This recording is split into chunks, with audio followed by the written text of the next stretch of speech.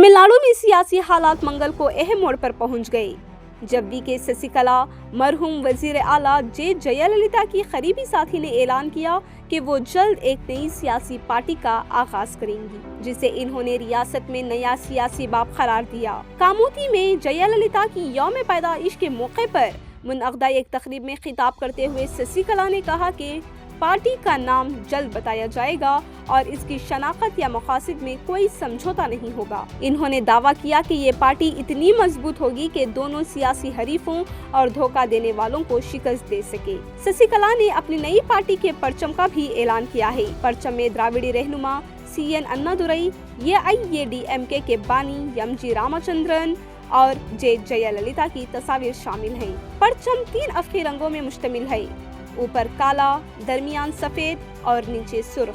सियासी माहिरीन के मुताबिक शशिकला की फाल सियासत में वापसी रियासत में इंतखाबात के मंजरनामे को मजीद पेचीदा करेगी। रियासत पहले ही मुतअत्तरफा मुकाबले की तरफ जा रही है, जहां एक तरफ DMK की क़ियादत में सेक्युलर प्रोग्रेसिव अलायंस है और दूसरी तरफ AIADMK की क़ियादत में NDA है।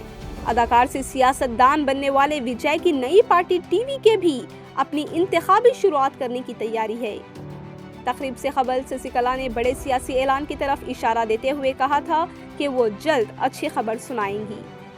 अपने खिताब में इन्होंने साबिक साथी और AIADMK के जनरल सेक्रेटरी एडापड़ी पलनीस्वामी पर कड़ी तनकीद की। इन्हें धोखा देने का इल्जाम लगाया और दावा किया कि इनकी क़ियादत में पार्टी कमजोर हो गई है।